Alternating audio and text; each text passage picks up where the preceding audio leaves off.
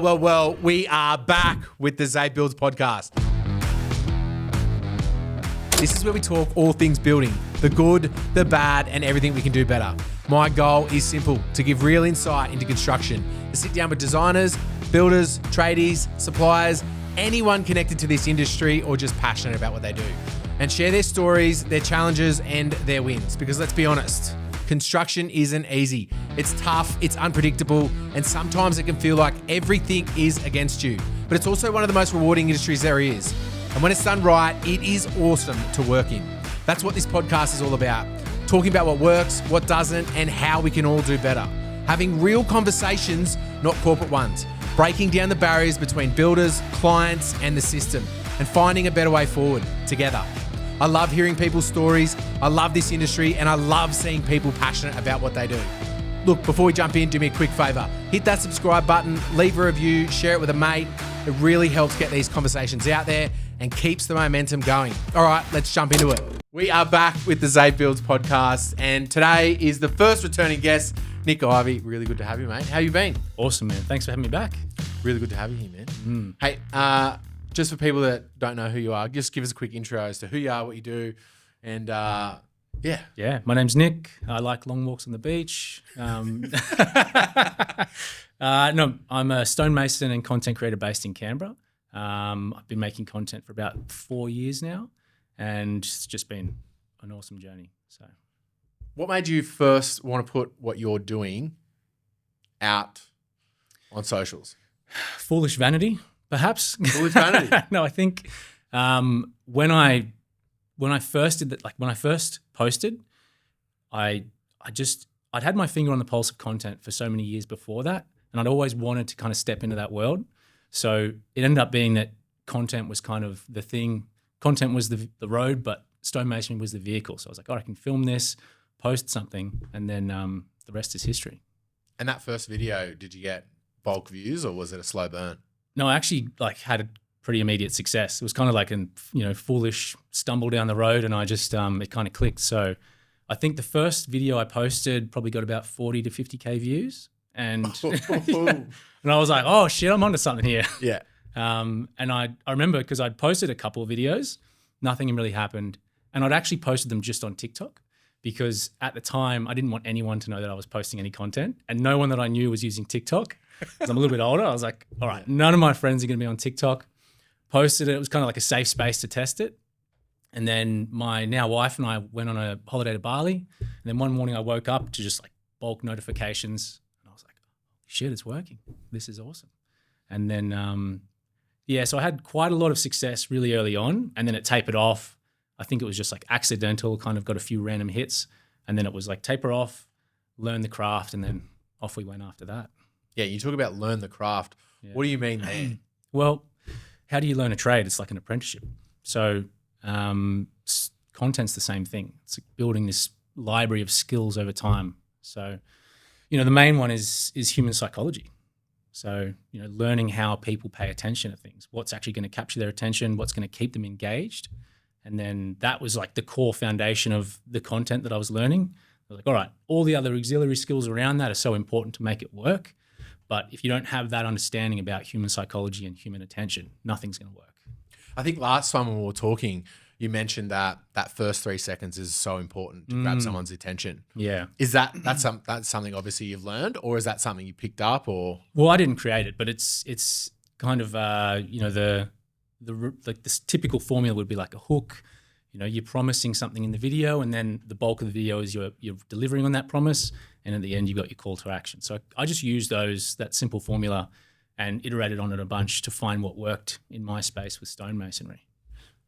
Why do you think that people are so captivated by your content? Because I watch your content, I watch it religiously. I love your voice. I think it's the thing that keeps me coming back. I love you too. Yeah. It's just like so soothing and calming, and you're just like, and this is what I'm doing today. Do you have like a voice that you put on, or is that just? I often think that I am too muted and don't have enough energy in my voice, but it's good to hear that feedback. What was the question again? I got lost in your eyes. What was the question? I think it was I think it was. Oh, why is it soothing? Is that Why do you think people like your content so much? I think with stonemasonry, it's just an ancient art, right? Like I think everyone can understand it, and you don't need to know English to understand what I'm doing. So I think that it's really simple to watch. You don't have to have any background. You can just watch someone shape a stone, put it in. What I did early on was I tried to do like big time lapses and big broad shots of work, and I found that just wasn't working. And then I was watching a few other stonemasonry videos, and I noticed that what I was drawn to was when someone's producing really detailed work. So like you see a lot of my content, it's like zoomed in. It's just one stone at a time, where it's really specific. And I think that that's allowed me to be successful in that space by just keeping it super simple. I'm not trying to like tell this big vast story. I'm not jumping around. It's like, here's what I'm doing. Put the stone in. Thanks for watching. Really simple. And I think that journey of someone watching it is just easy. It's like really effortless to go, oh, cool. Yeah, there's a payoff in the end. Yeah. You set it up from the start and very detailed, and then there's, here's the wall. Repeat. Yeah. Little detail. And I think I find making that content a little bit repetitive. So I'm trying to branch out in different ways, but like it just is so effective. It's so effective at growing the business, growing the page. It's fun to make. Like it is repetitive if I keep doing the same thing, but trying to find different ways to present it is kind of exciting. And that looks like the way you set your camera up, how close you are, how far away you are. Yeah. Like, how did you work all of that out? Is that just been a over time thing? Trial and error for sure. I would say, I don't know exactly, but I would have made 500 to 600 reels at this point, I think. And so over that time, you get a lot of feedback, not much of it positive from comments I'm sure you've experienced. Yeah. We were just talking about it. Yeah. But it's just an iterative learning process. So I'll go, okay, I'll make a reel and I'll be sitting in my office and I'm just in my head and I'm watching and I'm like, this is a banger. I've got this. This is 1 million plus views easy. I'll put it up, go to bed, wake up the next morning, it's like 10K. And I'm like, fuck. I was so sure that was going to be a banger. What happened? And then I'll just kind of review it, check out where I think it went wrong, chat to my wife about it. We'll see, okay, what worked, what didn't. And then, go from there. So each reel, I'm just like, okay, like what are these little points that I'm trying to hit? How can I make this better? How can I keep people's attention? Yeah, so it's not just throw the video up and hope for the best. You actually have a process on the other side of that, which is, do you like look at the, when you post the video, the retention data? The retention, you're looking at all of that? There seems to be so much content around making content. Yeah. It's a whole industry in itself. Yeah. Do I look at the retention data? I do a bit, but it's not on shorts. It's not super detailed. So I think if you get someone past the 3-second mark, then you've got a pretty good reel. And then your feedback from that is if you don't get that many views, then that first 3-second hook was pretty average. Yeah. So you're driving to work in the morning. Are you thinking about, hey, what am I going to post today? Hey, what's a good hook? Are all these things? Or is this something now that's sort of like you don't have to think about it that much. You sort of just, the ideas come to you and then you're just like, hey, here we go. It is pretty ad hoc. I think I'll have periods where I'm really creative and super interested in making content. And then I'll have periods where business is absorbing all of my energy. And that's when I'll go and break. So I'm not posting anything for, a couple of weeks. So during those periods where I'm feeling very creative, I've got like ideas coming out of my ears, I'll be like jotting down notes, or I'll just, I'll pull over on the side of the road and be like, all right, this is the script. Because if I don't capture it then, like I'm so ADD. I'll like 2 minutes later, I'll be like stuck in traffic. I'm like, what was I thinking about a minute ago? Yeah. That was a good idea. I'm sure I can get it back, but it's just gone. So I just try to, as soon as that moment of inspiration comes, jot it down and then work on it later on. And that is the most frustrating feeling too, when you have a super awesome idea and you don't capture that essence or the intent of the idea at that point in time. And then you say drive down the road and then you're like, what was that thing? And you're like, oh my God, it's almost like your fingertips on the edge of a cliff and you've just, fallen off or something. I think what I've learned is that those moments of inspiration are so like, they're fleeting, but they're so powerful. Like I really trust my instinct with those moments. So even I'll make sure that I stop and take a note if I get one of those moments. So I'll be lying in bed and I'm just about to drift off and I'm like, God damn it, I've got an idea, and I'll just roll over and jot it down because I know if I don't, I'll lose it. And some of that's like the best stuff. I think what I would say about your content too is that some of it is so simple but so captivating. Like how to mix mud. That was a recent one. You just had a bit of fun with that one. Yeah, I just thought that was so sick, because if you're not in the construction industry, or maybe you've never built a retaining wall or even mixed mud before, like it's just, hey, how does he mix his mud? You know, how does that happen? Yeah, and you no bicol, no lime. Bicol, bit of bicol, no lime, no lime. Yeah, and it's interesting. I had a lot of fun with that video. Like, and it's so weird, you know. I was like, all right, I'll just show them quickly. It's probably not that informative because it's chaotic as fuck, which is kind of how I like to do things with the content. And then, yeah, I worked really hard on that, like, retention step through. So everything's really quick, sharp, to the point. And, you know, from that, like, someone had like 300,000 views of people watching me mix cement. It's stupid. It's cool. It's cool. It's awesome. But I think what it does as well is it reaffirms that people want information fast, you know, and they've seen, hey, this is the payoff at the end, how to mix mud like Nic Ivey, a stonemason. You know what I mean? But if we talk high level about content and why it's important today, give me your take on, you know, the ever-changing marketing construction and now what you think is important. I think what I've noticed is in the last 2 years, that shift from content being rare to it being necessary now. So it feels like if you're not doing content, you're not even on the map for a lot of potential clients. So let's say, you know, 15 years ago, if you didn't have a website, you know, you weren't visible. And then it was paid ads. And I think now it's having organic content is on the same level as having a website. Like, if you don't have organic content, then you're just not even in the market competing. You can obviously offset that with a lot of paid ads, but that sort of, you're getting the leads, but you're maybe not getting warm leads, and you're not building that trust behind the scenes.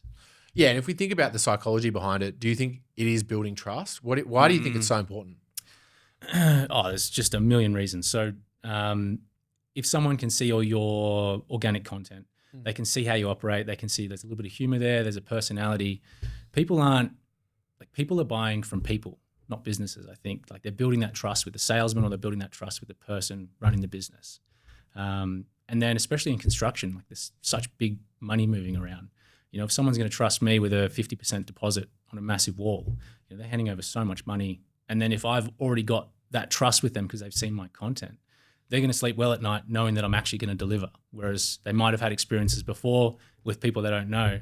And, you know, they're like, okay, fingers crossed this actually gets done because I've handed over 30 grand. And you hear all these horror stories that are generally on a current affair or the news, or you see it on like the local notice boards, like the Canberra notice board. You see like often, you know, don't buy from this person. They're ripping people off, you know. And I think that you're definitely right. I think if you're putting yourself out there, but you're putting yourself behind the business, you're showing what you're doing, how you're doing it, and yeah, you're showing off your personality, which I think is really important. And, you know, for people that understand that the cheapest quote is normally the cheapest quote for a reason, you know, I think it's really important. And you're exactly right in that a website is probably still important, but probably not as important as content's going to be in the future. I think it's definitely where things are headed. And yeah, if you don't have content behind you, you're at a disadvantage for sure. So what have you noticed with content, like your organic content for ACT landscaping, ACT decks? What's been the feedback on that for you? I would say that we get a lot of comments, you know, from prospective clients. I saw this thing on Instagram, or I saw this thing on Facebook. Yeah. And I like, that makes me feel good. Yeah. I think the other side of it is there's certain team members that absolutely love doing content, you know, and they're really keen to jump in and show it off. I think as well with the team, you know, when we post this video, that's sick. Everyone, you see all the team members like that video and like they're proud of it. So it does create a bit of like company culture there, in that we're proud of what we do and we want to show it off. Yeah. I think that's really, you know, it does do so much for your business. Mm. And it does for me, like personally, it's cool to step back a little bit and try and look at it from the consumer side or the client side and be like, that is really cool. Yeah, building a portfolio. Yeah. You know, I like that. I think some of the best building companies that, you know, I've worked alongside of or I know about, you know, I go past their jobs and I think there's so much cool stuff that they could be capturing there, but they're not. And like, you know, I think we need to open clients' eyes a bit more as well as to what's possible and to what can, you know, what can be done. Because if you haven't built a house before, or you haven't put a pool in, or you haven't, you know, built a retaining wall before, there's a lot of stuff that you don't know. Yeah. And I think content is so important to show people. Like, for example, the concrete retaining walls the recycled concrete retaining walls that you do, never knew that was even possible before you posted that stuff. Yeah. Do you find that? Like I wouldn't come across a stonemason that would say, "Hey, I'm really keen to do a recycled concrete." Yeah. You know what I mean? Wouldn't find many. No, I think and when I think about it, you're probably the only one I know that's promoting that and looking at it as a sustainable business practice, which I think is cool. Yeah. I think there's a few people doing it for sure. I don't mind doing them. Like certain jobs, I'm excited about. I would much rather be working with natural stone for sure.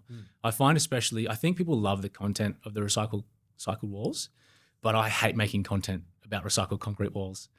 Like it's just like I just have this mental block. I'm like, yeah, I know people like it, but I want to show like natural stone walls, you know. But if I'm stuck on a job, I'm not stuck. You know, if I'm working on a month-long project that's recycled concrete, I've got to make some content. Even if I'm slightly losing my mind doing it. Well, it's a much different product to work with, obviously, as well. Yeah, it's difficult to shape. You can't shape it like natural stone. You've kind of got to work with what you've got. It's an interesting product.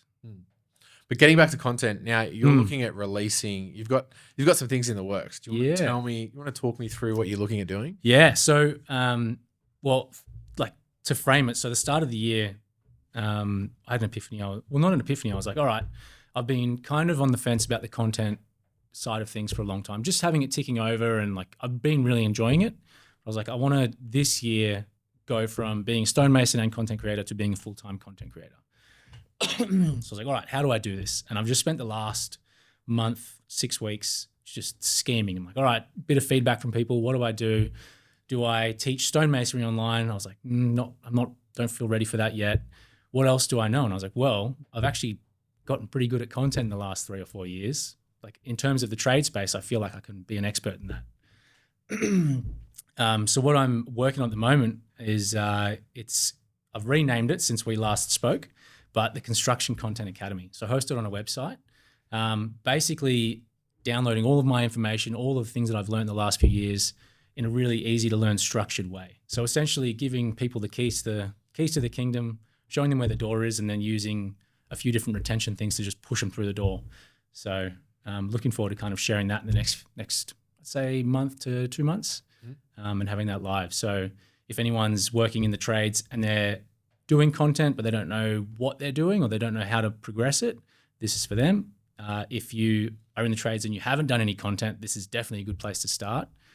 So it's kind of like base level all out to advanced in terms of like building your brand online, getting your first lead, trying to get your first viral video, just all the skills that I've learned and just downloading into this and then just sharing it. And then I've got a really cool project. I won't talk about it just yet, but a really cool way of actually keeping people accountable in that space. So like, with content, right? If you're not consistent, it doesn't work. If you're just doing one here, one there, let's say 1 to 2 weeks between, there's no structure or strategy, you're not going to build any momentum. So in this program, once it's running, and I won't share this detail yet, but that accountability section will force people to be consistent. So that's kind of like, that's the real value in there. I'm excited for this. Yeah, it's going to be pretty cool, man. Have you been asked a lot to give this feedback out? And is that why you've decided to create this? Or is it part of the thing, partly I see where construction is going and content is going, and it's going to be more important now than ever before? Yeah, so I had this idea about a year ago. And at the time, I think I just was like, I don't know if I'm ready for that yet. And then it kicked off again. I got stopped. I was filling up my car in Jerrabomberra, and someone pulled up next to me and they're like, "Hey, are you the guy that makes the stonemasonry videos?" And I was like, "Yeah, like in the flesh." Yeah. I was like, "I'm famous, baby." And he was a really nice guy. He was a gardener, and just said, "Hey, nice to meet you." Da da da. Went in, paid, came out, and he's like, "Hey, have you got a sec?" And I was like, "Yeah." And he's like, "I want to like start doing content for my business. Do you have any quick advice?" And we sat there for about 10 minutes. And I was just like, this is how you do it. Drove away and I was like, I should teach that. Like that's the pathway. 100%. Because I actually really enjoy the process of teaching and helping people. So just a random guy at the service station, lovely bloke, and I couldn't give him enough information. I was like, this is how you do it, man. I really want you to succeed. If you want to do it, these are the steps. I was like, I can just share that. That's fine. I can see you're passionate about it. And I think that passion shines through in your videos. And you're like, in your videos, you're actually teaching people how to do stonemasonry. And it's cool now you're applying that to actually teaching people how to do content. Because I feel that like content can be quite daunting. Like you if you're not comfortable being in front of a camera, if you're not comfortable talking about what you're doing, if you're thinking about, what are the negative comments I'm going to get back from this, it can be quite a thing where it's like, like it freezes you almost. You don't know where to start. Yeah. What would you say to someone that's thinking about content but doesn't know where to start? Obviously, start with your course. Yeah. Well, first of all, it's not going to be easy to start. If you just accept that, like it's going to be hard. You're going to have massive highs, massive lows. If you kind of accept that from the outset, you go, all right, the journey's going to be up and down. It's not going to be this linear graph to red carpets or anything wild like that. You're going to have to, put the work in. The journey of kind of exposing yourself is quite interesting. You're putting yourself out there and you are making yourself vulnerable. So I've got to I think what I did over the last few years is build a few principles to deal with the exposure, the negative comments. And one of them was never, ever reply to a negative comment or never put negative content out either. So I'll never go out and criticize anyone's work. I'll never reply to a negative comment or a hateful comment. And the philosophy behind that is if someone's doing that, if someone's trying to troll you or try to like get a rise out of you, like they're just seeking a little bit of your energy. So it's kind of an energy transfer. So it's this little game that they're trying to bait you into giving them a dopamine hit because that's all they're after. They're just these sad souls. They've won. So as soon as you reply, you've lost. You can never win in that space. So if you don't reply and you ignore it as best you can, then you're going to be as good as you can be. If you involve yourself or engage with it, you're going to have just the negative energy and they're just going to drain you. It's interesting you say that. About 10 years ago, I put up a photo on the Dex page of this signature edge, which we used to do on all, well, we sort of still do sometimes on all of our decks, but it was essentially like the way you join 90mm Merbau or 150mm Merbau or any type of hardwood decking on a corner. And I was like, hey, what do you think about this? And there were so many comments underneath it, like just rinsing that detail, be like, that's terrible, blah, blah, blah, blah, blah. And I remember after that, I was like, well, we're never going to do that again. Because I was like, it was something I was really proud of. And then all these people jumped on there and told me their opinions because I asked for it. And I was like, no, let's not do that. But now on reflection, I should have just had Teflon skin or, just gone through that and be like, well, I'm proud of that. So who cares? But it's easier said than done though. It is easier said than done. Yeah. The negative comments will always affect you. So I think rule number one, never read Facebook comments. They're the worst by far. I open my phone and it's all the notifications and I can just see like the first three words. Like, nope, see you later. I read your Facebook comments and I'm like, you're wrong. My wife reads them as well and she's like, this prick. Back again. There's a couple like serial pests that'll comment. But I stay so far away from it now. Just in like I have to protect my mental health with that. Like if you're engaging with that negativity all day, it'll fuck you up. There's no ifs or buts. Well, we were talking right before we jumped on here about a negative comment I got on YouTube, which was like, and the interviewer stumbling over every question and this and that. And I was like, I replied back and I was like, hey, thanks for the feedback. I'll try harder next time. Oh, that now, like it's just stuck in my mind. And whoever commented that, you got me. Yeah. But now they've won. They've won. I know. Yeah, they've got your energy. Fuck that guy. So you just have to not read that stuff and try not to read it. Definitely don't reply. Definitely don't reply. Yeah. Okay. And like in terms of putting yourself out there, what we were talking about earlier, like I'm still super shy to get on camera and talk. I feel like an idiot most of the time. But it's like, all right, I have to do this. I need to. So I'll still try to get through it. But a lot of the times you'll see voiceovers rather than me speaking to camera because it's much easier for me to sit at home once I've got the editor, script a little bit, and then take a few takes of the audio, see how it sounds, and then chop and change it. It's a different skill entirely to comfortably talk to camera over an extended period. Yeah, we were doing content out at a job site, and there was Roland's laughing in the background because he knows what I'm about to talk about. But there was guys from Evo there. There was the carpenters that were there. There was all the landscapers that were there. There was people absolutely everywhere. And here I am trying to talk about this pool and these pool lights in the pool. Everyone is working around me, and I just felt like the biggest dickhead. Yeah. Talking about, and like everyone's looking at me. I'm like, oh, this is weird. Like, I did not feel comfortable then, and even talking about it, I don't feel comfortable now.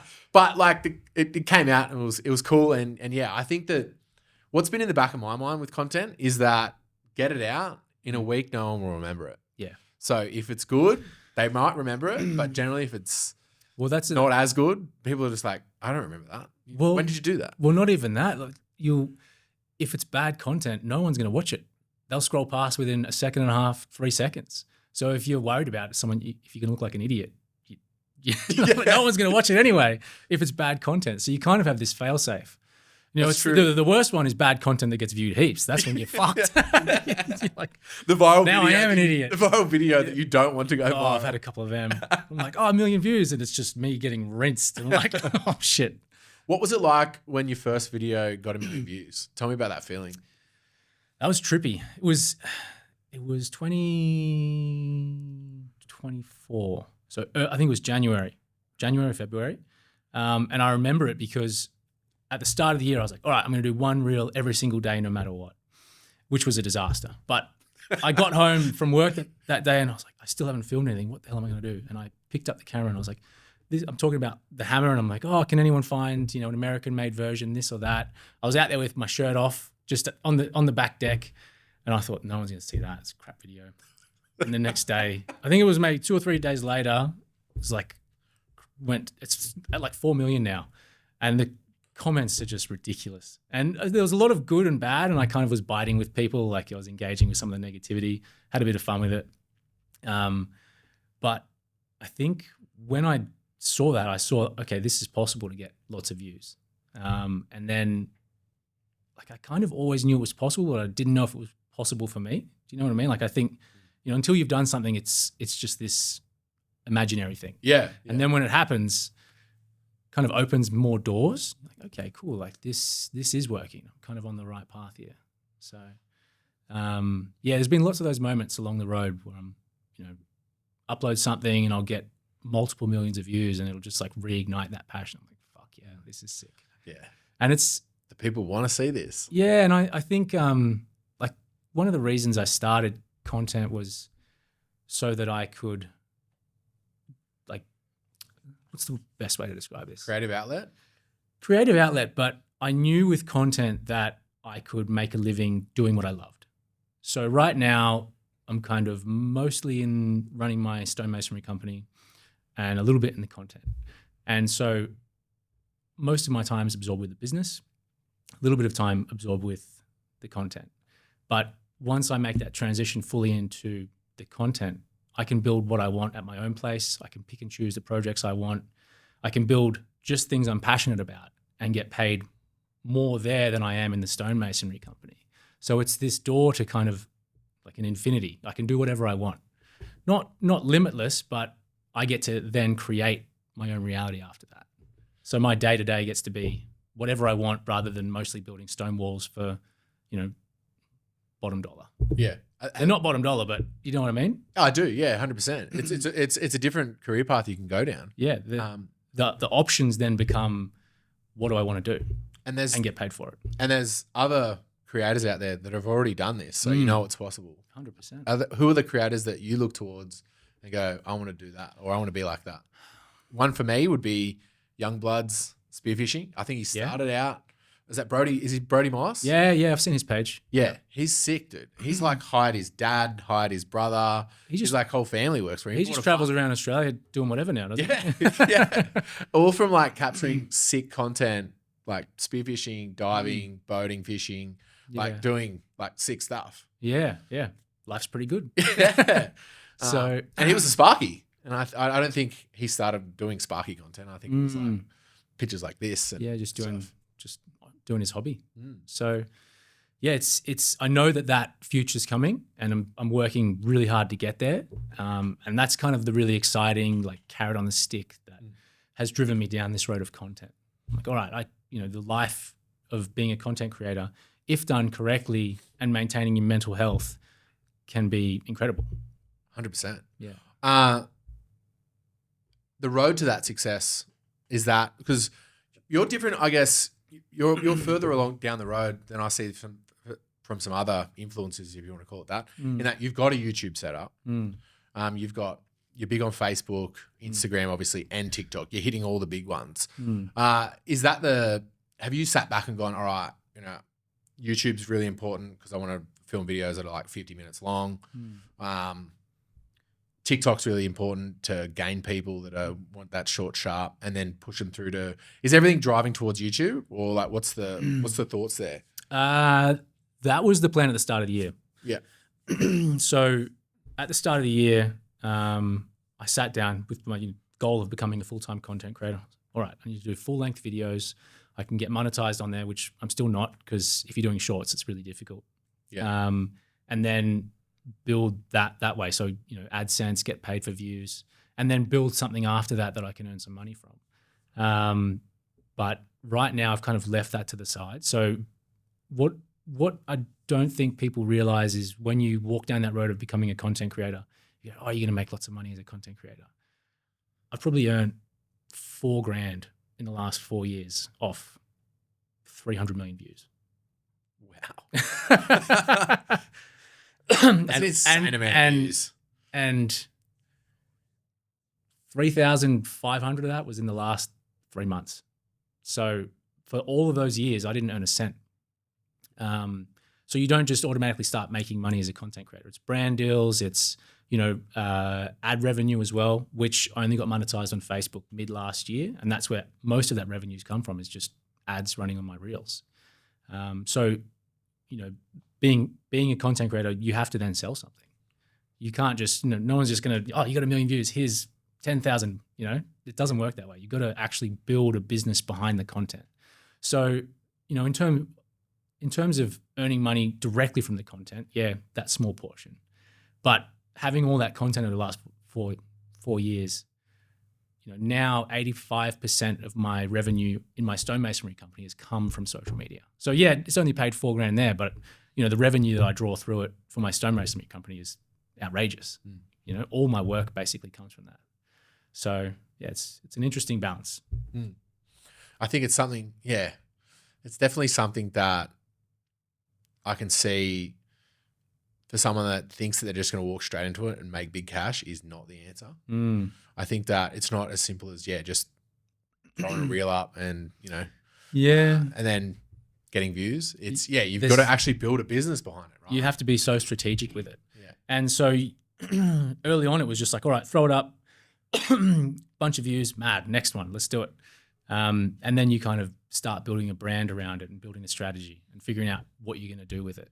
And if you sat down and like gone through that high level and then been like, this is the plan, I guess, moving forward, this is how we're going to attack this. This is going to get me to my goal of being a content creator.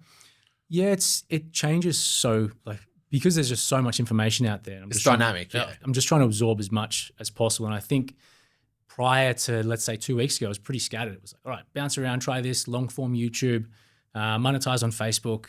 I was like, yeah, this is working. And then really nailing down this idea of the Construction Content Academy. I think I was like, all right, this is something I'm actually proud to put my name to.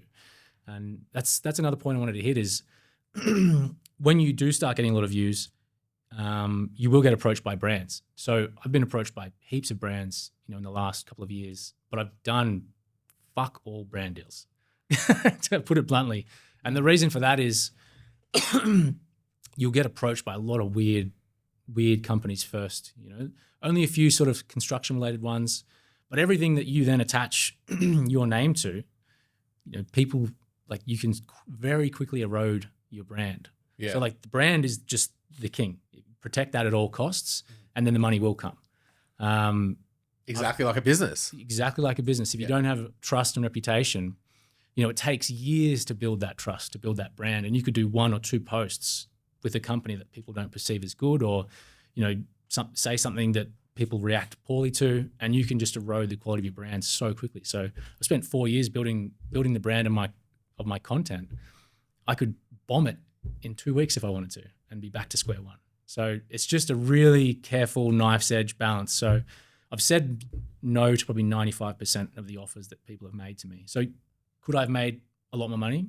Absolutely. But would it be worth it long term? Yeah. No. It's like, all right, take $500 and have, 10% of the people that are following me go, this guy's a fucking idiot. Yeah. well, if it doesn't align with your values and you don't want to stand behind it, then really you can't back it. And I think you're 100% right. I think in today's day and age, people will see through, if people can spot a sell that's not authentic. Exactly. If it's not authentic, people are going to go, no, I'm being deceived here.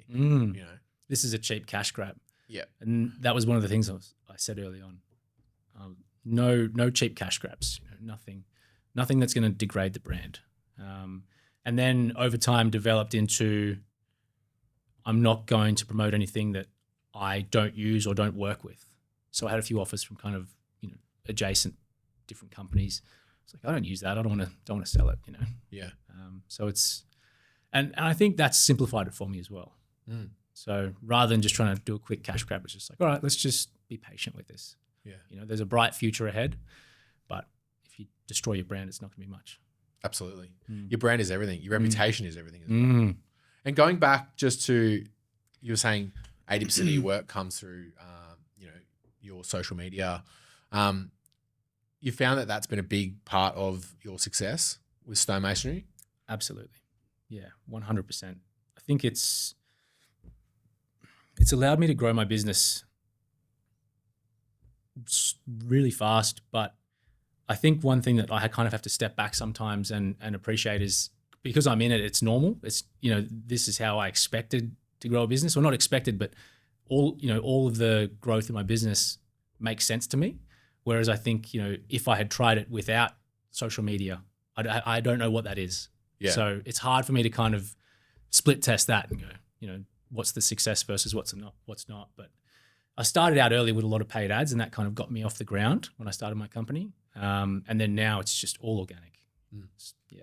I've tried paid ads again recently, and it was just not nearly as good as organic. So I had paid ads running, and then let's say I got 30 leads, got one job out of it, one okay job, dealt with a lot of people that were just sort of tire kickers. Yeah. And then I put up a story that said, hey, I've got 2 weeks free in November and got one of the best jobs I've had in 2 years.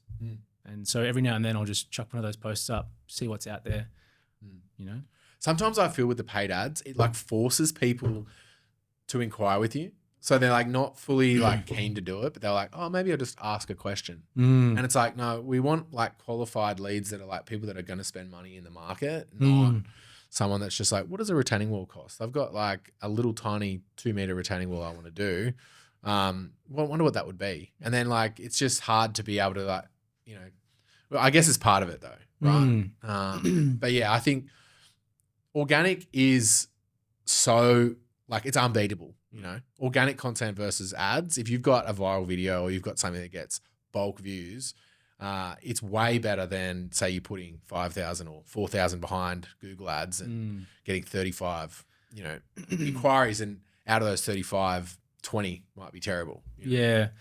I think But it's like SEO. You've got to build it over a long period of time. Yeah. You can't just like walk in and be like, here's a viral video. I've done one. Like, and that's what I was about to jump in and say is organic content at the start is going to be a tough slog. You'll probably get a few leads from it, but it's that compounding equity in your brand, your business. So over time, you're going to get to that point that the leads will be flowing, but it's like investing money. It's 7% in the market, right? Like it just takes a long time, and then all of a sudden, the gains you're getting from it are outrageous. Yeah, it's an exponential curve. Yeah. It's not it's not linear. Not linear at all.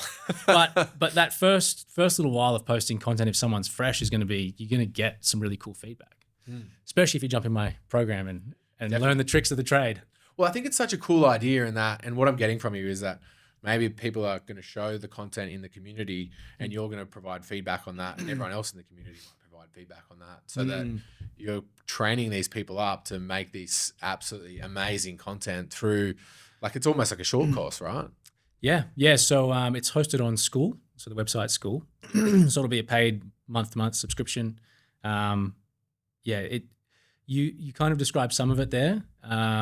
There's a lot of things that people don't understand about short form content that, like, I've kind of taught myself over the years and then experimented with, I think sitting from the outside, you go, okay, like sometimes someone, let's say a tradie's posting a few videos, they'll get one video, they'll get 100K views, and they won't understand why that happens at all.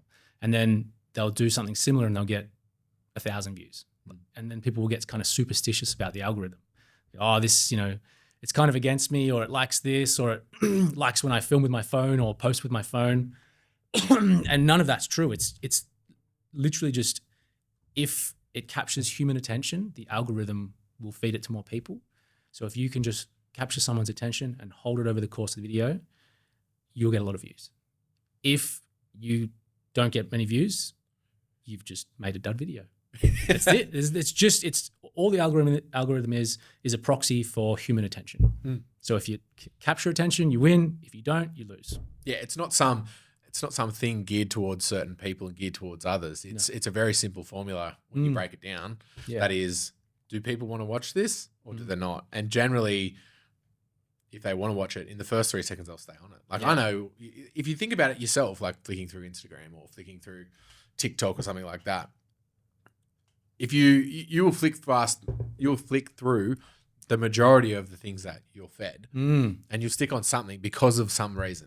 And that's generally because of that first 3 seconds. There's a payoff in the end, or you're interested in that topic, or a million other different things. Yeah.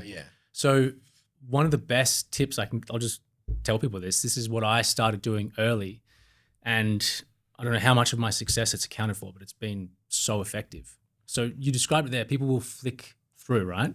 So as soon as someone's bored, a microsecond, think about how ruthless you are when you're scrolling. Just like a tenth of a second, you see something that bores you. Boom, next one. So when I'm editing, I will do my edit, and then I'll get my wife to come in, who, she likes stonemasonry because I like stonemasonry, but she wouldn't watch that content normally. I'll get her to watch it, and I'll get her to say, every single microsecond that she notices that she's bored or her attention is drifting, she'll tell me, and then I'll shorten that, cut that. I'll add a little thing to it just to keep that attention. So it's retention hacking or retention editing. So, if someone's watching and wants to start doing content, that's one of the tips that they can start implementing right away, is have your roommate, your wife, your partner, your friend watch it before you finalize the edit, and just tell you where they're bored, where their attention drifts, even for a second, half a second, whatever it is. And that's going to be like a super effective editing tool for people. My brain is now going to, you mentioned at the start, it's like an apprenticeship. Like there's so much detail and there's so much knowledge that you need to gain. Like it's almost like another trade. Almost. It is. It's a whole new apprenticeship. Which is cool. It's exciting. I think if you accept the fact that you can accelerate it, you can definitely learn from someone who's done it and accelerate that journey with all these different skills and ideas that I've developed over time for myself. But you're still going to have to learn the skills. And let's say, with stonemasonry, I know exactly how I can make a video work. But if some other trade wants to implement that, they're going to have to find how that works in their trade. So yeah, it's once you kind of find those details and figure out that little system, the way that the video flows in your trade, it's so easy to get heaps of views. But as well, like you can tell someone how to build a stone retaining wall, right? And they might retain 3% of that if you're in full detail. Or if I'm explaining to someone how to build a deck, I can explain it from the very start till the very end, very comprehensively, every little bit. But until you're actually doing it and you're actually there, it's like you learn the most as an apprentice from the tradesman that you're working alongside of, mostly by watching him and how he does it or her and how they do it. And I think that's where this course that you're talking about might be way different. You can tell people, you can watch reels or you can watch YouTube on how to make the most viral content. But if you've got someone there reviewing your stuff or looking at it and saying this bit, that's going to be the point. That's a big point of difference I see. Yeah. It's the idea is to accelerate people's learning through content. So, just bring people in and what's a good way to describe it? I think using the apprenticeship analogy, you can, like, they're still going to have to do the work. That's what I mean. Yeah. You still have to do the work, but that you can get a lot more compounding education from each of your failures rather than being in the dark about your failures. It's like, all right, why did this work? Why didn't it work? Here's what you should try next time. So there's that level of accountability in the course once it's live that kind of will then get people to go, all right, here's what I want to do, and then just iterate on it. Like all short form content, it is just failing, iterating, and every single video that I've ever made has failed at some point. Like in some part of the video has been a failure, and then it's just, all right, why didn't that work? Try something different. Why didn't that work? Try something different. Just all experimentation. Because at the end of the day, you've got an audience in front of you, and you're trying to meet the audience's needs. And the feedback that you're getting is through how many views, I guess. Yeah. If you're doing well and you're meeting the audience's needs, you're getting more views generally. Yeah. And getting back on some of the other things that I guess that content does, that I've noticed is recruitment and getting people to come and work with you. Yeah. Because if you can showcase, you talk to me. Talk to me about it. Is that where you? That's where all my employees have come from. Yeah. Like all of them have come through content. It's definitely a big recruitment driver. Right now I've got 2 international employees, and both of them reached out to me through content, just cold reach out and said, hey, I'm coming to Australia. I want to work with you. I said, all right, let's give it a run. But I do get an absolute boatload of people reaching out for work, but not qualified. Let's say that. Not qualified leads. People may be looking for a quick way into Australia. Oh, yeah. I've noticed that, people, when we have interviews, people will say, yeah, I've seen your content. I've seen what you guys do, and I want to do that stuff. I'm a carpenter, I'm a landscaper, or I'm a project manager or whatever it might be. And they're like, I like what you guys are doing. And it's cool. They can see your personality and they can see, who you are, I guess, before they've even came in. And I think one of the things I've noticed, probably since COVID, is that it's shifted from you interviewing the employee or prospective employee to the employee interviewing you, whether they want to work for you. And then, there's always that thing in the media that's about trade shortage. Yeah. It's been interesting. Well, I definitely think there is an undersupply of skilled people around. And I think what you'll hear all the time is it's really hard to find good Aussie workers. And I think especially in stonemasonry, a lot of the people that I'll have reaching out to me, not the kind of most desirable people you want to be around, and trust with your equipment or trust with a work car. A lot of drugs and alcohol in stonemasonry and bricklaying, so to say. Yeah. And I think part of, the other side of that is retention with staffing. And I think that's probably something that you can talk about. You've got a lot more experience in that than I do. But yeah, staff. We're on to the next topic, which is which is the hiring journey and staff. And look, I would say that I used to laugh and I used to laugh and make a joke with the team about, if we didn't have clients and didn't have staff, it'd be the perfect job.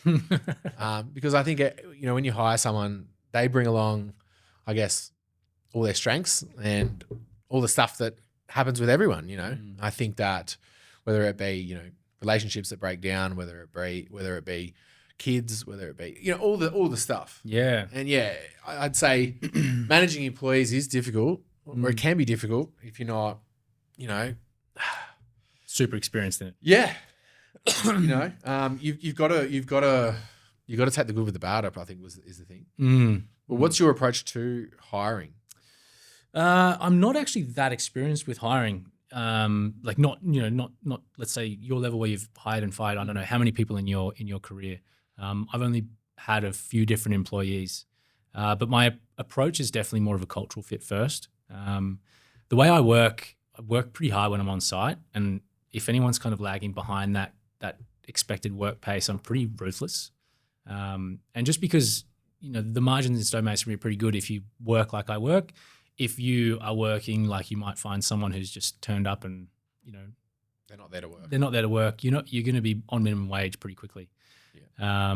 So I'm pretty ruthless with hiring. I've said no to so many people. Once someone's in, it's more cultural. I think if they've got that work ethic, which I don't know if you can even train. I think work ethic is either it's an inherent characteristic. It definitely is. I think it's linked. Probably there's a scale in there, right, of you can engage someone and then they can perform better. But I think someone's probably got their range of, possible work ethics. Yeah, for sure. Say to that. I think if someone comes in for an interview with me and they say they're from a farm, I'm like, it's 80% definitely yes. I think because if you've grown up on a farm, you know what sort of hard work is. Yeah. With your hands, and that's important in construction. I think that there's an outcome that you need to achieve each day if you're on a farm, and the same if you're on a construction site. Yeah, I think that people, I guess, always say born in the city and may not have that say farming background. The other thing I probably look for is a sport. If they've been a member, or if they play sport, because generally construction again is a team environment, and your work is a team environment. Yourself, if you're on site and running a smaller team, you can't have a member of your team dragging the chain, because it just forces everyone else to work harder and to support the passenger. I think there's with a smaller team, I get the luxury of picking and choosing high performers. If I've got enough influx of potential people that I want to hire. So it's very obvious in a crew my size if someone's not performing. I can spot that immediately, and then because it's such a small crew, you can immediately see the average being pulled down. This is the future along this road is not good. I don't want to be constantly pulling people up to perform, but it's part of management. That's it. Some people have good days, some people have bad days. They do. It's finding you got to pay people on the good and you got to pay people on the bad as well, and it's finding that consistency through. Day in and day out, and being able to say to someone, I think is important as well. Hey, you need to pull your socks up, and you need to have a bit of a go. Today was a shocker for you. Yeah, I know it was a Monday, but come on. And I think that's There's a lot of things with. Do you have an interview? You do an interview before you get a site? Phone interview. Well, a phone interview because both the people I've hired recently have been internationals. Yep. So yeah. And that's just basically pass a dickhead test. Pass the test. Here's your 1 month trial when you get here. Or the pub test, as you call it. Can you have a beer with this person? I think that's important. Yeah. And then just a trial when they've started. I'm like, cool, these guys are awesome. Bring them on properly. Let's do it. Rock and roll. But yeah, people management's super, super challenging. You're mentioning you've got a friend that you've been talking to. Yeah. So his name's Miles. He's started a consultancy called Crew Logic. So it's helping small construction companies with people management. So he's an organizational psychologist, and I've been leveraging him for the last few years in terms of staffing. So he's been giving me a lot of advice on how to motivate certain people, how to engage people. I'm probably not giving this the best explanation, but it's just been an invaluable resource for me in terms of building my team to the point that I can actually, they're working right now and I'm sitting here with you having a chat. Podcast, yeah. And I have no issues at all. So and that's important. Yeah. And I think, you mentioned he's a organizational psychologist, Organizational psychologist. Yeah. So like change within larger companies. Yep. Like I'm butchering this because I don't know exactly how to describe it. Yeah, but I think change within larger companies. I think change within even my company. If I make a change, there's people that are resistant to change, and it's really frustrating to try and communicate that. I don't know. This is the goal between why we're making these changes, and this is a better process for these reasons. Yeah. And some people just don't like it. They don't want to move. Yeah. Also, too, I think what's important is communicating your vision to the whole team, so that everyone can get on board and understand what you're trying to achieve. But it's always difficult because each different person that you work with and you hire, they have a different way that they like to be communicated to. Yeah, different motivator. They have a different motivator, yeah. And so like you say, share the vision and communicate it, but then engaging people with that vision is a very different game again. Yeah. So finding all the different things that make people click and then providing that for them in a company can be very difficult. Very difficult. Well, and you've got to tie their motivator to the company goal. So why will the company achieving this help you with what you want to achieve? What have you got to gain out of it? And that individually across a company can be difficult, and especially if you're on site working, you can quite easily not think about that. Hey, the goal is simple: be the best stonemason, be the best deck builder, be the best whatever it is. That's the goal. But when you go deep onto that and you actually describe, hey, no, this is the vision. We want to be the best because of these reasons, and it's going to help you because more work, more freedom, more money. What are someone's mid to long term goals? All right, they want to start their own business in a few years. All right, well, watch what we do. Yeah. Be super engaged, work your ass off, and you'll have all the skills in a few years to then go and run your business successfully. But if you're going to, drag your feet because you don't feel like you belong in the business, or you don't want to work too hard because you feel like you deserve more, then when you do go out and try to run your own business, you're going to fall flat on your face because you're still bringing that work ethic and skill into that. So, if you can't engage with what you're doing, then what do you expect to do well after that? Exactly. And that's the way I think about it. But no, I agree with it 100%. And I one of the things I wanted to mention, and going back on the content side, you see some content on Instagram that is conflicting in terms of, you're working towards your boss's goals if you're not owning your own business. And I think, I don't know if I agree with that, to a point. Like, say that again. So I've seen some content, and there's been content that's for, working in a company, and then there's been content that's against it. And it's like, what are you doing if you're working for someone else? Yeah. You're working to help someone else with their goals. Well, maybe, and then the other one is like, you come to work and work as hard as you can, work like it's your business because, one day it might be. Yeah. And I think that, some people might see the one that's like, take every sick day possible and, you just... There's a name for them. They're called oxygen things. Yeah. And I think it's important to highlight this because one of the things I would say is that, when I wasn't running my own business, I would always work as hard as I possibly could in someone else's business. One, because I respected that person. Two, because I felt that it's what I did. I want, like, my personal brand was that I want to be known to be a hard worker. Yeah. And that when you leave site, it comes back and you're saying to me, holy shit, you got heaps done, Yeah. And I feel like sometimes today that's maybe not the case.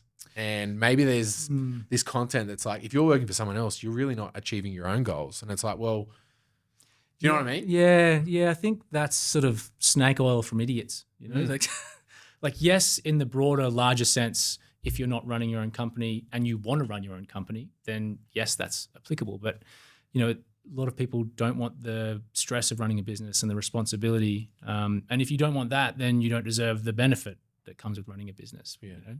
And I think. Have you seen any of this content? Nah. I'm gonna have to send it to you because, I'll see it and I'll be like, that pisses me off because you're working for someone else. It doesn't mean that you don't have goals and aspirations that you're not going to hit. Well, how do you then, you work for someone, you can learn all the skills off them to then run your business one day. That's exactly what I'm There's saying. a pathway to running a business, and it's not, you need to learn the skills of running a business. You can go and, shoot from the hip if you want. You might survive, might not, most likely not, but. Yeah, the way I operate is like this. Look, if you're here and you're open and honest and you say, hey, I'm working here for you for 4 years and I'm going to go and start my own business. That's great. That's a great statement. I think that's cool. I have no problems with that at all. You know, my thing is with that is I will put all the time and effort into you. I'll give you 110% to make you the best version of you possible until you decide to leave. Because I'm a realistic, right? No one's going to work for me for their whole entire life. It's just not going to happen. Yeah. But while you're here, I'm going to invest all the time and energy I can to make you the best version of you because it benefits the business as a whole and it'll benefit you personally. Well, I think, if people like communication is the foundation of that, right? Like if someone says what you said there, like I'll work for you for 4 years, you know, my goal in 4 years is to run my own business. And that you said, all right, I'll teach you everything I possibly can. The reciprocity of that is you work your ass off. An example of that is I've got my new employee is from the UK. So he's on a working holiday visa, but whether he wants to end up staying, being sponsored, whatever it is, you know, someone who's a working holiday visa, there's a really good chance he's not going to hang around for that long. So in some of our first chats in when we got on site and we're figuring things out, I told him, I said, look, you know, I understand your situation, working holiday. Maybe it could be a month or two from now, you decide you want to go and work in Byron Bay, you know. I said, as long as you are upfront and honest with me about your plans, I give you my word that I won't treat you any differently in the lead up to whatever you're doing. You know, I'll still have a job for you. I'll still treat you the same. You can work up until whatever date you want and then carry on your journey. So it's like, all right, let's set the standards for what we're doing here. You know, we understand each other. Let's just do the job properly. And if we're, you know, if you're kind of sneaking around like, oh, I'm going to leave next week, but not tell him, like, it's just a pain in the ass. And then they're sitting there kind of, you know, hiding stuff, being awkward. So it's just like open communication just solves so many of these problems. 100%. I think that's something in construction that everyone needs to work on a little bit. I think as well, like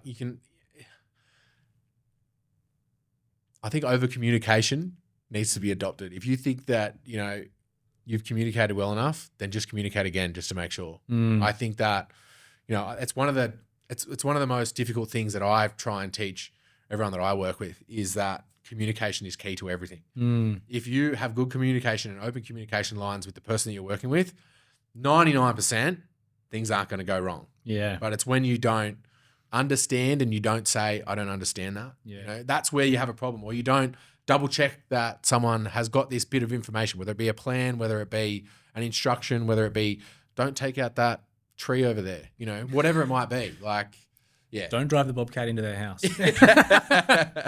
Yeah. Repeat it back to me. You just have to double check all of that stuff all the time, you know? Yeah. Most frustrations, annoyances, and miscommunications happen through lack of communication. Yeah. Not because of over communication. Yeah. Yeah, I think communication is definitely one of the things that I have had to, you know, feel like I started out with a good foundation, but learning to do it running a business is so different from doing it with friends or partners or anything like that. And if you're not building that integrity in your communication early on, you know, like I think the first time you have to have a hard chat with an employee, you're like, oh, this sucks. You know, I don't want to do this. I don't want to do this.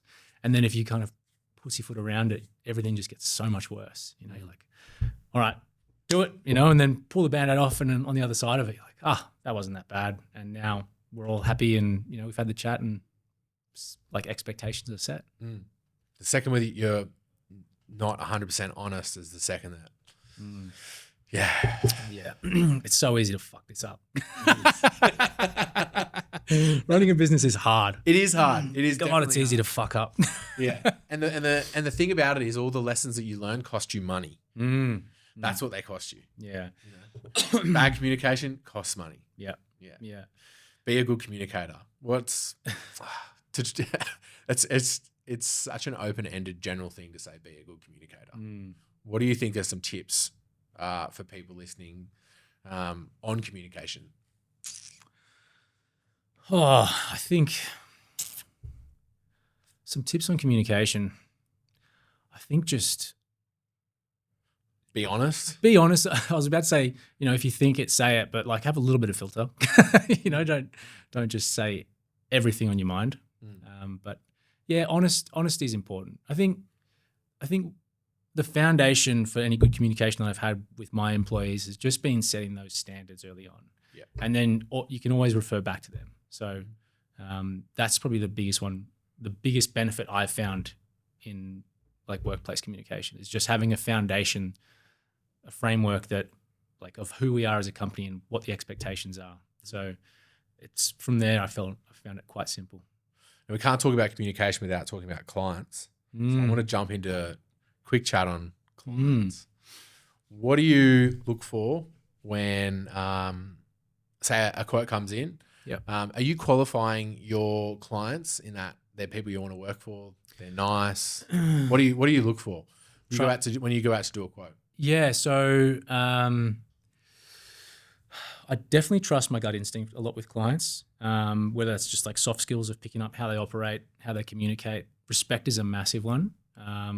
So I want to enjoy being on site, and I want to build a wall that they're going to love, or something that they're going to want. And I've gotten to the point now with the social media, with my smaller crew, that I kind of get to pick and choose the jobs I do. So early on in my when I was running my company, take everything. Yeah, do everything. It was just like anything and everything. And Yeah. luckily I didn't get stung, in any large way with people not paying or anything like that. And then there was one job, where was it? In Aranda or something like that. And it was the biggest job I'd booked to date. And so I said, hey, here's the deposit invoice. I'm booked to start in 2 weeks. Like, all right, send it through. And then he said, yep, send me a remittance. And then no money came through. And he's like, oh no. I called him. I was like, hey mate, just checking a couple of days ago. And he's like, oh, my business partner's in China. Like his accounts are locked and this and that. And then it'll be there tonight. And it was just, I was like, all right, wait. Next day, same thing, more excuses. And I said, nah, cancel it. Like, trust my gut. I'm not, like, if there's issues with a deposit invoice, there's going to be issues on final payment. So I just said no. And ever since then, anytime I've had a gut feeling about a client, I've just cut it away. I think you're definitely right there. That gut feeling is something that's important. I think it's trusting that gut feeling as well. Yeah. And learning to trust it. Learning to trust it. Yeah, because if you start to get a weird feeling, it's like, man, I don't think this is going to go right. Then you need to, back your intuition there and really accept that this job, And I feel like I've learned that lesson so many times, And I think one of the things today that's a bit different is that we select the client that we want to work for, and I think that might be lost a little bit on people. Like, I don't have to come and do a quote for you. I don't have to work for you, And yeah, I've built a brand to be able to put me in that position. But, sometimes we'll get like people calling up or requesting a quote, and they'll be like, I want you to be here at this time and do this. And it's like, hey, I'm not charging you for this. Yeah. These are the times we have for quotes. And if you can fit in with these times, great. But other than that, like, that's like a red flag straight off the bat, right? If someone's big red flag. Yeah. Someone's sort of got more of a, looking down at tradies and be like, all right, you work for me, come here, do this. That's right. It's just like, all right, there's no level of like common respect. Correct. In that communication straight off the bat, you can immediately just go, you're not the kind of person I want to do business with at all. One of the things that frustrates me is I hear, oh, you just do not want the work. I'm like, no, we do want the work, but we want to work for people that I guess sort of like us, that respect what we do, that understand that we're professionals, and that, know that we want to do a good job. And we've got clients already that are paying us to do a job, and we're coming out at no cost to look at the project for you in our time. Well, I think one of the good things about an undersupply of tradies, at least from our side of the table, is it is harder to find a tradie these days. So we do have the luxury of picking and choosing clients, and obviously compounding on top of that is having a strong brand and a good solid amount of leads that are coming in. So I think a lot of people have the foundation of there's not that many trades around, so they can still kind of pick and choose. Yeah. And then, the next tier up is having a really good brand that you can leverage, which, obviously makes life a lot easier and gives you a lot more flexibility in who you work for and who you work with. But then on the bottom, on the other side of that, there's so many people that are doing such crap work that still can do whatever they want because there's enough work out there and an undersupply of tradies doing it. Yeah. So is that kind of, there's two sides to that. There is, definitely. And I think you mentioned respect before, and I would say that that's such an important thing. I think that. Why do you bring that up? Look, can we talk about that? No, Not yet. yet. We can't talk about that yet. I think what I would say to prospective clients is this: we want to do a good job for you. We want the project to be successful. Yeah. And the second that you think otherwise, you're down the wrong path. We want a successful outcome because we're putting our name to that. Yeah. And we want you to be happy with the final finished project. Yeah. We want to fulfill and exceed your expectations, and I think that, building that client trust and, sometimes having to remind the client, hey, you selected us because we are really good at what we do. Yeah. I think, whenever you're referencing a contract in a job, it's not a good sign. It's not a good sign. It's not a good sign. I would say. But yeah, it goes back to, again, that communication, I think, and I find, and I can see it from the client's side as well. They're spending a fair bit of money on whatever it might be, construction related. That's not their field. They don't know they don't know how things go together or why things go together in a certain sequence. And it can be daunting when you're spending, the value of a new car or the value of an apartment or the value, whatever it might be on a construction project. And you're not seeing the progress as fast as you think it needs to be. And I think that's where you've got to take a step back and trust the process probably would be the thing. Yeah, well, I think you've got a lot of the clients that we work with. It's a purchase like a big landscaping package, or someone's building a new house. It's one of the biggest purchases they'll ever make. It's an emotional decision. So much of like redoing your backyard or anything like that, like doing whatever is an emotional decision because like I really want this space out here. I want to do this, and then I think oftentimes on our side it's like we have to focus on the business, right? Like otherwise it doesn't work. Yeah. But coming together and meeting in the middle and being like, okay, you have this emotional idea of how this is going to work. I need to make it work within the business sense. Yeah. But if we can find common ground, then we're all good. We're golden. Yeah. But if we don't meet in the middle there somewhere, it's not going to work very well. It is it is one of the things you mentioned there is a big investment, emotional, but it's also stressful. Yeah.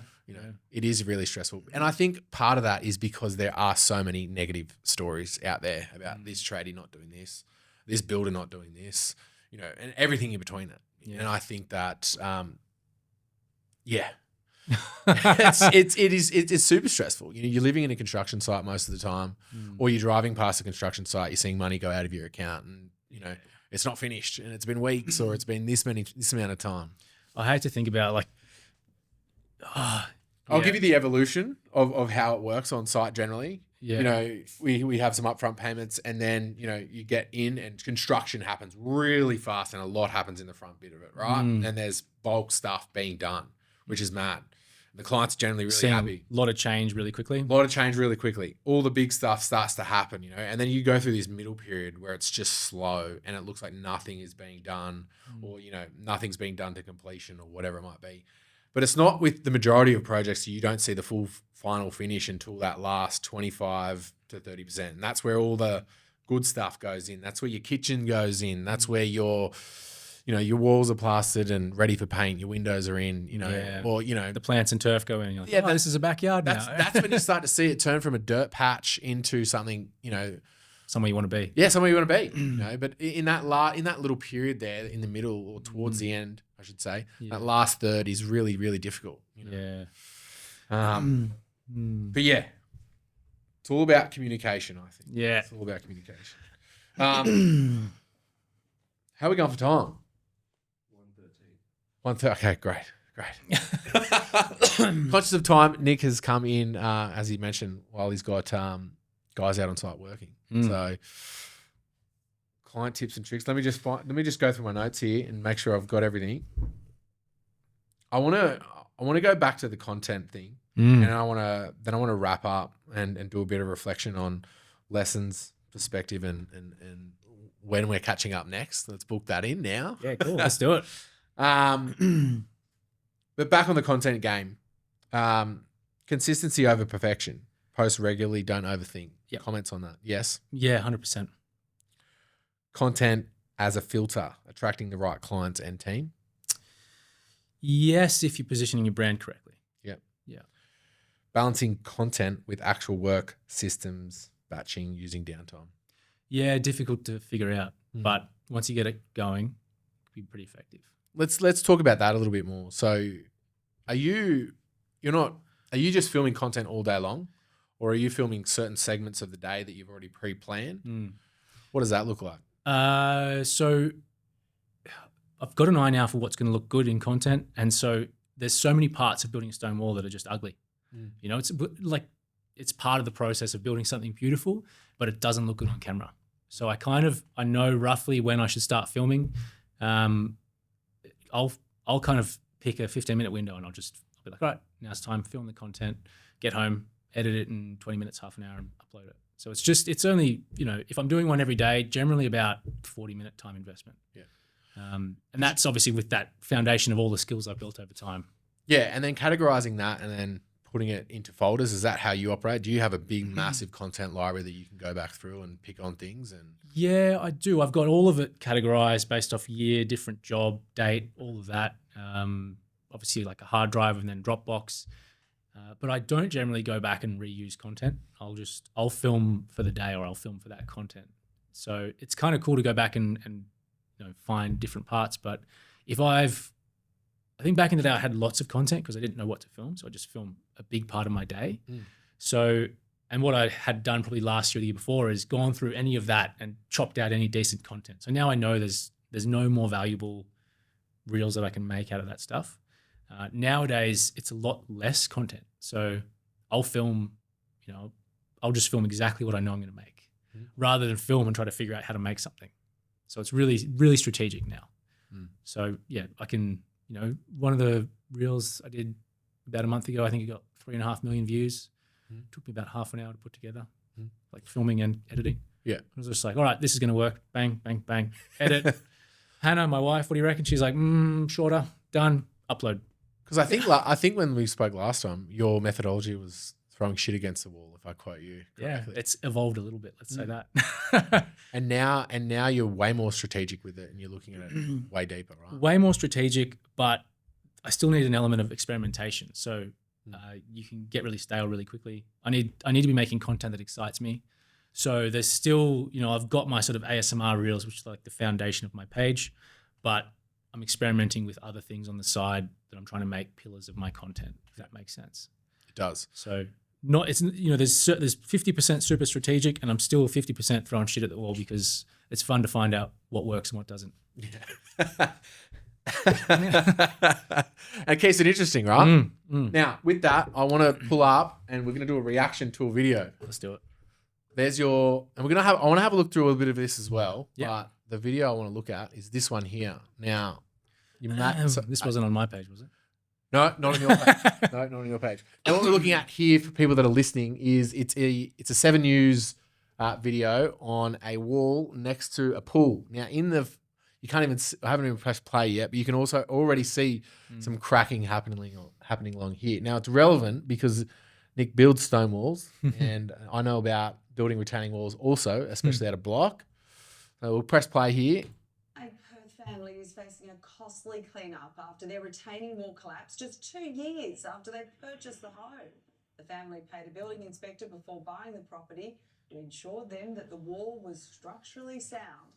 Well, now they're trying to get compensation to fix a very big mess. That's an epic failure if I've ever seen one. Yeah, it's definitely not good. They did say fell down 2 years after the house was built. So I wonder how old the wall is. Obviously, it's not good either way.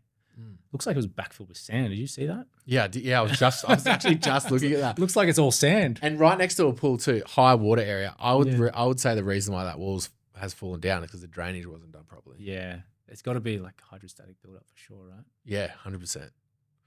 But it's a big wall though. I think that perspective's a bit tough, but it's got to be looking from the other side. It looks like it's 8 or something like that. I don't know. It looks like it's quite elevated off the footpath on the other side there. You want to play it again? Yeah.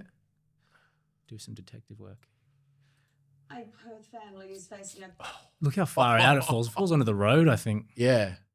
That's definitely I reckon 1.8 for sure. Oh, to the pillars, it's got to be like 2.5. Yeah. It's way up there.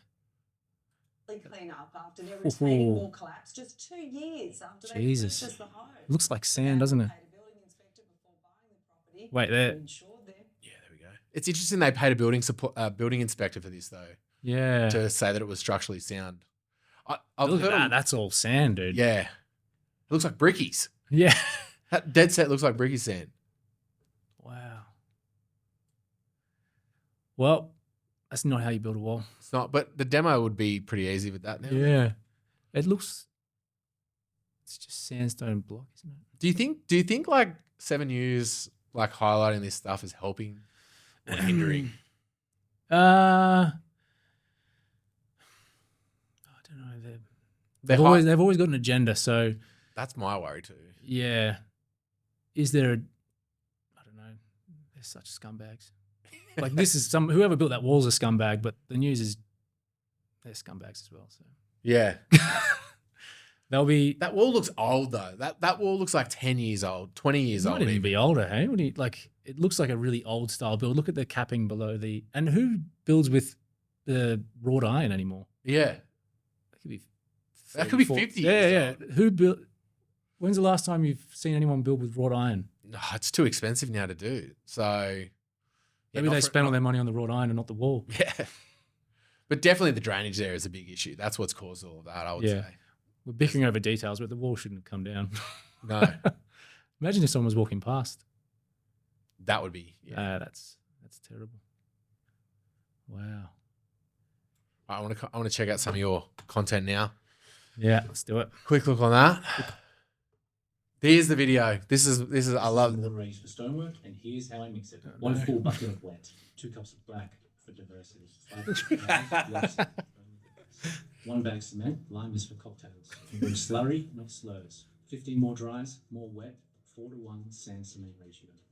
This is I'm sitting in my office by myself doing that, then having it in public, I'm like, dude, it's just 10 out of 10. I absolutely I'm love glad you like it. This is the big concrete recycled one you did recently, right? Yeah. That's a monster. Yeah, it's 2.5 meters full height. Big boy. It's nice working out there, though, in the country. Yeah. Yeah, that's sick. 120 squares. That was 100 tons of concrete in there.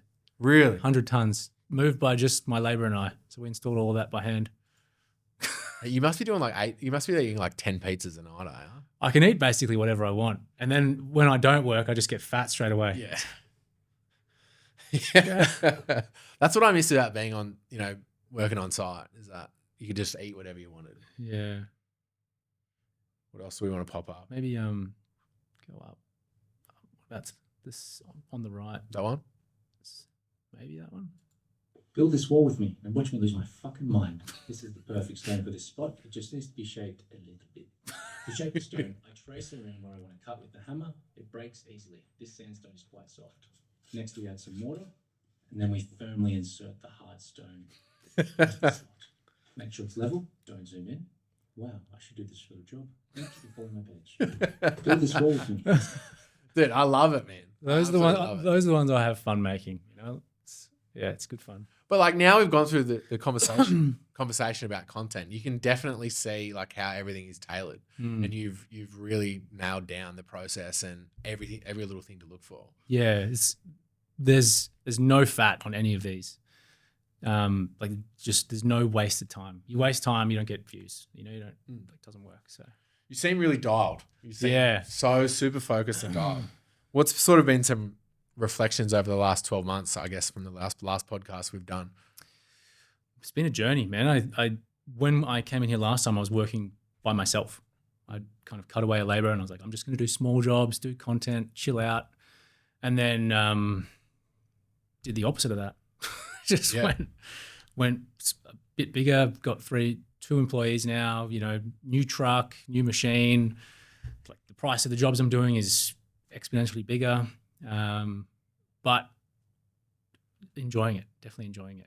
And I think I was late last year when I spoke to you, I I was thinking, all right, I'm going to get 2 teams together, going to start doing this and that. And then it kind of went sideways at the end of last year. I thought, nah, that's when I had that break. And I said, all right, content's the path for me.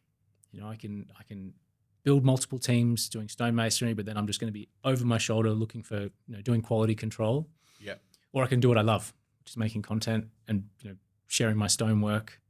And I think with content from a business perspective, it's the highest leverage opportunity that I have. I can market to the whole world. And you're really good at it. Thank you, sir. Appreciate Really that. good at it. Thanks. Do you think that you were forced to, like, what brought you to the realization that content is your calling? It's the thing that excites me the most. That fills my cup. When I'm editing, filming, and I'm inspired about different ideas, that's like when I feel the most alive. I'm like, all right, this is cool. I'm enjoying this. And I can just see the potential in it. I can see the future when it comes to content. I know at some point I've got to get off the tools, which means either building a team that building more of a team and managing, or running my company small, having a content business, and I can help other people do this. Where was the pivotal moment, like, that you realized that, boom, that was it? Because I feel like you came to a fork in the road, and then you were forced to make this decision between 2 paths, and I think you made the right decision, to be honest with you, because Thanks, mate. I can see you doing content that gets you excited. Yeah. You love it, So there was 2 things. It was some staffing issues at the end of last year, and I'm kind of a little bit woo-woo, and I was like, that's the universe giving me a nudge. Yeah. That's the universe giving me a nudge. You're on the wrong path, get back to where you belong. So that's when I was thinking about scaling up, and very quickly blew up in my face. So, all right, nudge back on the right path. And then funnily enough, that story I told you about meeting that guy at the service station, and he said, I gave him a few tips, and I just, in that moment, I was like, I really enjoy having those, meeting these people and helping someone along that road. And I realized how much I do have to offer people that want to get into the content game for their own business.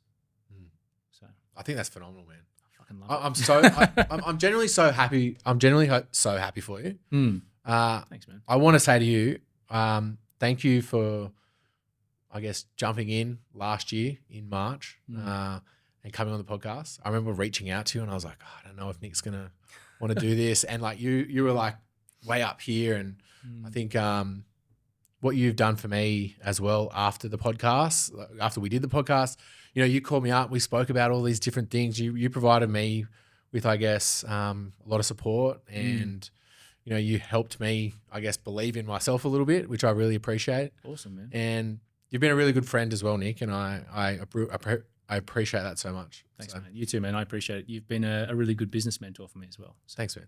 Look, it's been it's been awesome. Perfect. What do you want to say to cap us off, man?